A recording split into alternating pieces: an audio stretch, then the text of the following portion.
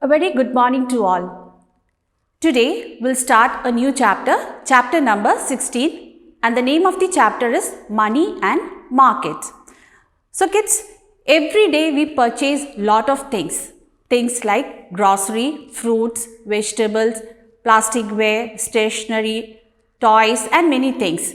So when we buy these things, we give money to the seller. That is, there is an exchange in money.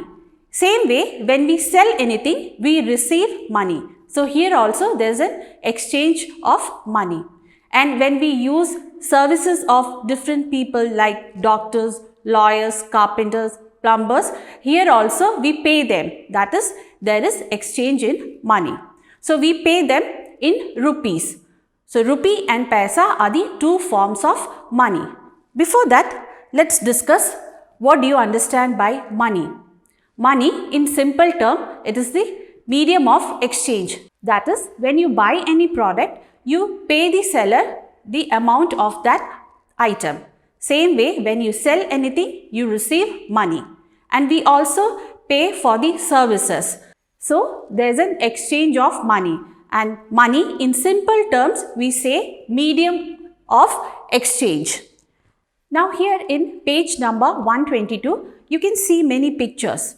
These pictures shows you that a family, they have planned for a trip to visit a foreign country and everything is ready for them. They just need to get the money exchange. So, what do you understand by money exchange? That means they live in India, so they are using the Indian currency, that is rupee. Now, they need to change this rupee, the Indian currency, into another foreign currency. For example, they have planned to visit USA, that is United States of America. Suppose they reach there and they plan to purchase few things. So there they cannot give the Indian currency, that is rupee, to the seller. They need to pay him with the USA currency, that is dollar. So getting money exchanged means changing the Indian currency into another foreign currency. So different countries have their own money, that is, they have their own currencies. Now here you can see a question in page number 122, and the question is, what do you do with the pocket money you get from your parents?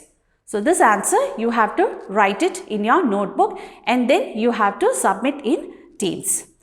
Next thing is currency. What do you understand by currency? The money issued by the governments around the world is known as currency.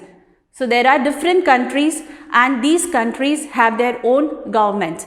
So the money issued by these governments of the respective countries are known as currencies. So the money are issued in two forms, that is paper notes and coins. So you can see here money is in two forms, that is paper notes and coins. Now in India, the Indian government, it issues the Indian currency, that is rupee, and this money has different denominations. So here you can see the different denominations of bank notes. So what do you understand by this word denomination? It means the value of a particular coin or bank note. So here you can see 10 rupee note, 20 rupee note, 50 rupee note, 100 rupee note, 200 rupee, 500 rupee and 2000 rupee note. And you can see on the front side there is a picture of Mahatma Gandhi and also the national emblem. Next, you can see the different denominations of coins. At present we have 1 rupee coin, 2 rupee coin, 5 rupee coin and 10 rupee coin. So here also you can see the national emblem on these coins. Now, do you know who issues or manages the currency, that is the Indian currency in India? The currency of India, the rupee, is issued and managed by Reserve Bank of India, and we also say RBI. And this is the symbol for rupee, which was issued or launched in the year 2012. Do you know where these notes are printed? In India, there are 4 printing presses. The first one is Currency Note Press at Nasik, Maharashtra. Second one is Bank Notes Press at Devas in Madhya Pradesh. Third one, Bharatiya Reserve Bank Notes Mudran at Salboni in West Bengal, and the fourth one in Mysore, Karnataka. So these are the 4 printing presses in India. Now let's discuss the currencies of some other countries. So here you can see the currency note of USA, that is United States of America, and this is the symbol and the name of the currency is dollar. Next one, you can see the currency of Britain. The name of the currency is pound, and this is the symbol here. And the third one is the EU, that means member countries of European Union. So EU means a political and economic union of 28 European countries, and some of these countries, they use the currency euro, and this is the symbol for euro. So these were the currencies of different countries. Next, we'll discuss about the barter system.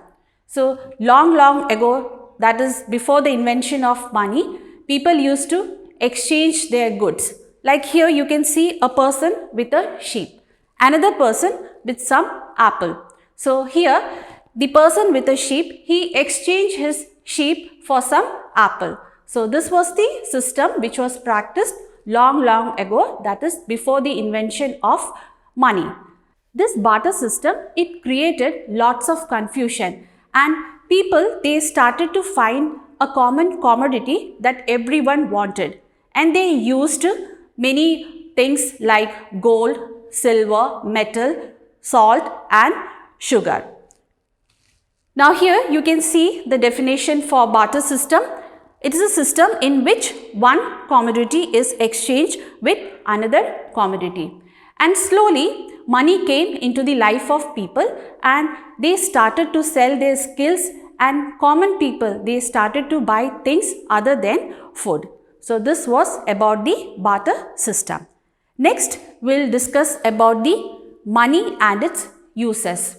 So we have already discussed that money is a medium of exchange. So when you buy a product, you have to pay for it. So there is an exchange of money.